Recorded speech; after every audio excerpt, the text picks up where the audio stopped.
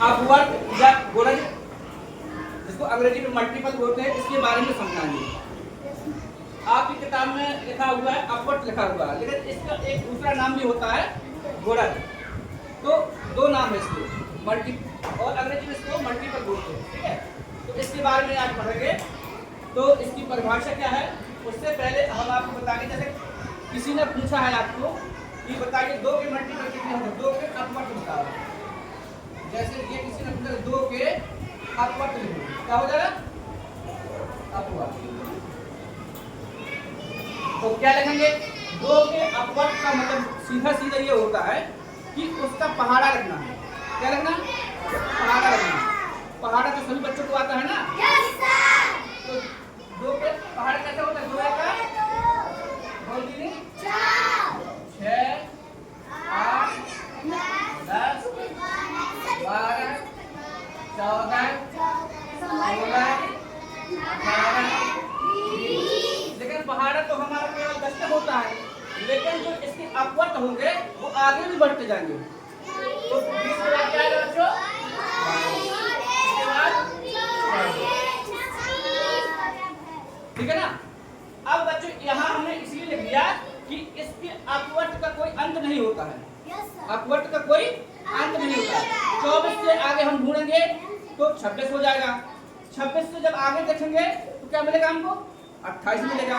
तो किसी भी संख्या या अंक पे अपवर्त का कोई अंत नहीं होता, अर्थात अपवर्त अनंत होते। कितने होते हैं, अनंत। इसी को समझ लेंगे। जैसे मान लिया हमने कहा 3 के अपवर्त, 3 के अपवर्त,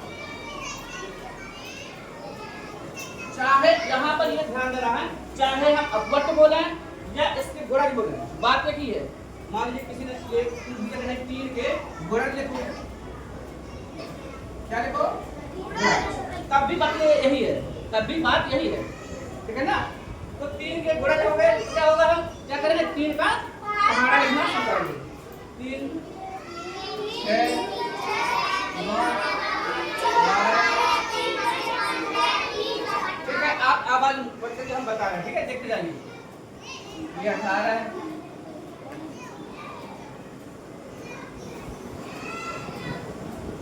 यहाँ तक तो हमारा पहाड़ा है ही, हम 10 तक तो पहाड़ा पढ़ते ही है। लेकिन जब अपवर्त या गुणज की बात आती है तो इससे आगे भी बढ़ेंगे हम। तो क्या हो जाएगा, 30 यहाँ तक हो जाएगा, और ऐसे ही क्या हो जाएगा, अनंत। यानी किसी भी अंक के या संख्या का जब अपवर्त निकालना हो या गुणज निकालना हो तो उसका कोई अंत नहीं होता। तो हम ये कह सकते हैं कि किसी भी संख्या के या अंक के जो अपवर्त होते हैं या गुणज होते हैं वो कैसे होते हैं बच्चों, अनंत होते हैं। कैसे होते हैं, अनंत होते हैं। जैसे मान लीजिए 4 का निकालना है, 4 के गुणज।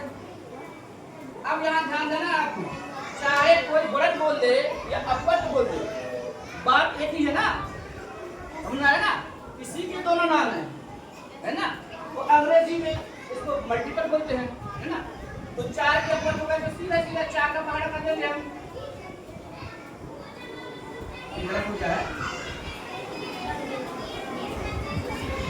और ऐसे ऐसे पूरा करते जाएगा। तो ये होता है अपवर्त, समझ में आ गया ना। अपवर्त का मतलब होता है, जैसे किसी ने पूछा 12 का अपवर्त, तो क्या करेंगे, 12 24 और 36 48 60 ऐसे ऐसे करते जाना। मतलब ये है कि किसी भी अंक का जब अपवर्त पूछा जाए या संख्या पूछा जाए, संख्या का अपवर्त पूछा जाए तो हमको क्या करना है, उसका पहाड़ा लिख देना। क्या कर देना है, पहाड़ा लिख देना, ठीक है ना। तो ये उसका अपवर्त है। अब इसकी परिभाषा क्या है आपकी किताब के हिसाब से, तो इसकी परिभाषा है,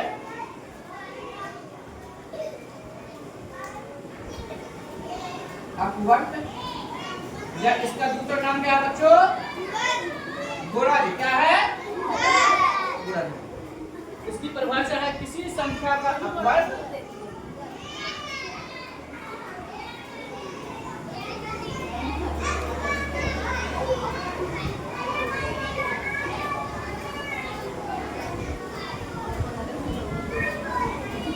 संख्या का अपवर्त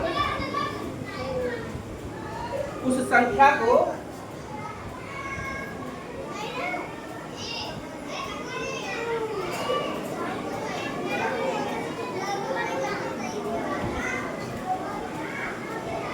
संख्या से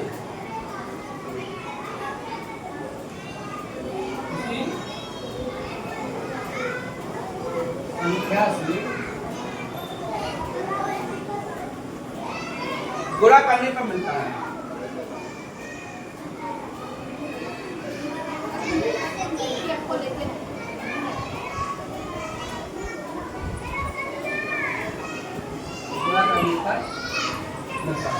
ये इसका है।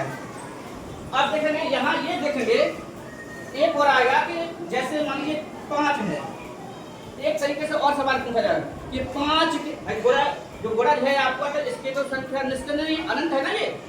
तो परीक्षा में ऐसा पूछा जाता है कि 5 के प्रथम 6 गुणा बताओ। जब 5 के प्रथम 6 गुणा लिखना होता है तो क्या करेंगे, पहाड़े तो 5 का ही लिखेंगे ना। 5, 10, 15, 20, 25, 30, 35, 40, 45, ऐसे ही हमारा अनंत चलता रहेगा। लेकिन सब प्रश्न में क्या है, 5 के प्रथम 6 गुणा, 6 पूछ रहा ना, तो कहाँ है, 1, 2, 3, 4, 5, 6, केवल यहाँ तक लिखेंगे आप। तो अगर पेपर में आ जाएगा तो 5 के प्रथम 6 गुणा लिखो तो कहाँ तक आ जाएगा, 5, 10, 15, 20, 25, 30, देखिए वो 6, इससे आगे तो उसने पूछा नहीं है, ठीक है ना। तो इस प्रकार से ऐसा भी परीक्षा में सवाल आता है या कोई पूछ भी सकता है।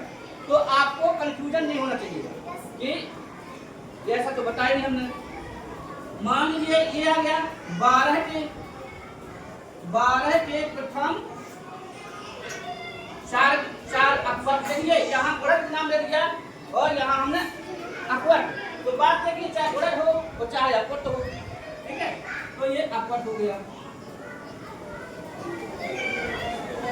तो क्या करेंगे इसका, तो भी यही करेंगे कि केवल 4 तक भाड़ा पड़ेंगे। ये 4 तक है ना, तो क्या हो जाएगा, 12, 24, 36, 48 और ये 60 हो गया। लेकिन 60 तो आगे हो गया ना, तो हमारा उत्तर केवल इतना होगा ना। तो इस प्रकार से गुणा भी बिल्कुल सरल है कि नहीं है, आप वर्ग तो बिल्कुल सरल है, कुछ नहीं करना आपको। किसी ने जैसे ही पूछा तो आपको तुरंत उसका पहाड़ा बता देना है।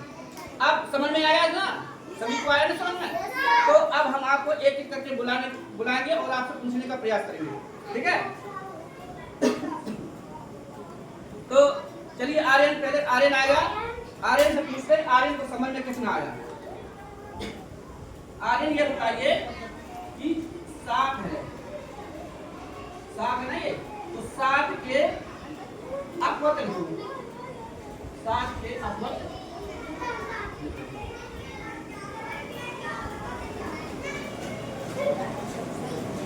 देखिए ध्यान से,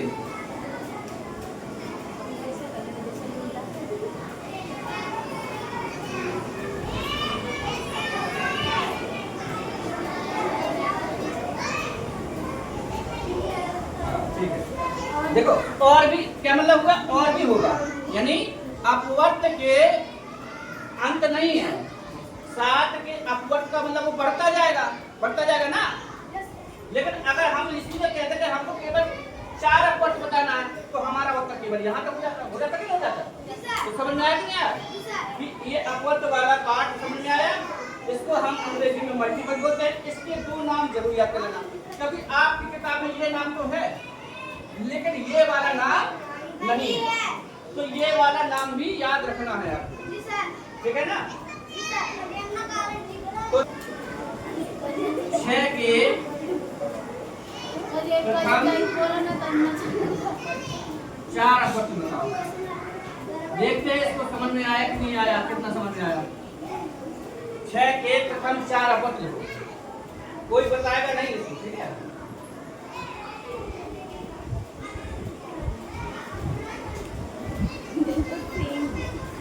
सही है बच्चों? हाँ सही है ना, क्योंकि 4 पूछा तो 4 तक ही लिखेंगे हम, 6, 12, 18 और 24। तो इस प्रकार से 6 के प्रथम 4 जो अपवर्त या इसी का नाम है गुणज, 24 तक होंगे। समझ में आया कि नहीं आया? तो इस प्रकार से ये आपको ये समझ में आ गया है कि अपवर्त या गुणज किसे कहते हैं। अपवर्त का ही नाम गुणज है। अपवर्त कैसे निकालेंगे? तुम्हारी किताब में तो कठिन भाषा में लिखा हुआ जैसे किसी संख्या का अपवर्त उस संख्या को किसी संख्या से गुणा करने को मिलता है। लेकिन सीधा सीधा क्या है, हमको पहाड़ा पढ़ना है, तो आप आसानी से इसको निकाल सकते हैं ना। समझ? 3 संख्या 24 का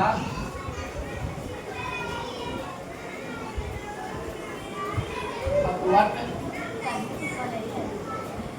है। तो आप बताओ, बता सकते हो क्या 3 24 का अपवर्त है? ना? कैसे पता चल गया? हाँ, क्योंकि 3 के पहाड़े में 24 आता है ना। तो वही है, अगर हम यहाँ लिखना है क्या 7 संख्या 20 का नाम ले लेंगे थोड़ा। तो क्या उत्तर होगा? क्या 7 संख्या 20 का गुणज है? कैसे पता है भाई? जब हम 7 का पहाड़ा पढ़ेंगे तो 7 14 और ये 21 पार कर गया इसको। जब ऊपर आ गए तो बीच में मिलेंगे 20। जब नहीं मिला तो इसका उत्तर क्या होगा बच्चों? नहीं, कि ये 7 संख्या 20 का गुणज नहीं है। और जबकि ये 3 के पहाड़े में मिल जा रहा है, बता ना, तो इसलिए इसका उत्तर हो जाएगा हाँ। समझ में आ गया नहीं आ गया? तो इस प्रकार से आज आपको गुणज क्या है और गुणज या अपवर्त की अवधारणा समझी और उसको कैसे कैसे तरीके से पूछा जा सकता है। आपकी परीक्षा में कैसे पूछेंगे, गुणज भी पूछा जा सकता है या अपवर्त भी पूछा जा सकता है। तो इस प्रकार से आ जाएंगे। ऐसा भी हो सकता है कि पूछेंगे ये संख्या 3 का प्रथम 6 गुणज बताओ, तो आराम से बता सकते हैं। नहीं तो गुणज या अपवर्त तो अनंत होते हैं, उसके कोई अंत नहीं होता है। तो प्रथम या द्वितीय पूछेंगे तो बता देना है। और एक तरीके से ये भी सवाल आता है कि 3 संख्या 24 का अपवर्त या गुणज है कि नहीं है। तो मैंने आपको बता के उसके पहाड़ा देख लेना, अगर पहाड़े में वो चीज मिल जाएगी, वो संख्या या वो अंक मिल जाएगा तो आपका उत्तर सही होगा। और यदि वो अंक या संख्या आपको ना मिले तो क्या कहेंगे कि ये उसका गुणज या अपवर्त नहीं है। समझ में आया ना? ठीक है, जहां भी समझ में आया तो अब बता दोगे आ जाएंगी तुम्हारा।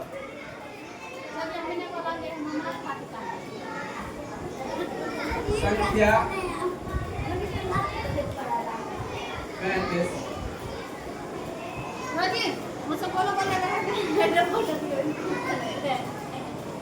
6 की गुणज है। सही है, बताओ। संख्या जो 35 है ये 6 की गुणज है। कैसे पता चल गया आपको? किसका पहाड़ा पढ़ो? 35 का। 6 का पहाड़ा पढ़ के देखेंगे। जब 6 का पहाड़ा पढ़ के देखेंगे तो 6 कम 6, 6 दूनी 12, 6 तीन 18, 6 चौके 24, 6 पंचे 30 और 6 36। एक ज्यादा हो गया, यानी इसको हम पार कर गए। अभी हमको ढूंढने नहीं मिलेगा। तो इसका मतलब इसका उत्तर क्या होगा? नहीं। इसका उत्तर क्या होगा बच्चों? नहीं। समझ में आया क्या? तो इस प्रकार से आज आपको ये समझ में आया है, आपने समझा है कि अपवर्त क्या होता है या गुणज क्या होता है, गुणज कैसे निकाला जाता है, अपवर्त कैसे निकाला जाता है। तो उसके आधार पर हम जो गणित के सवाल है या प्रश्न है उसको कैसे करेंगे ये भी समझ में आया। समझ में आया ना आया? तो चलिए इस प्रकार से आज की ये सेशन खत्म होता है। धन्यवाद।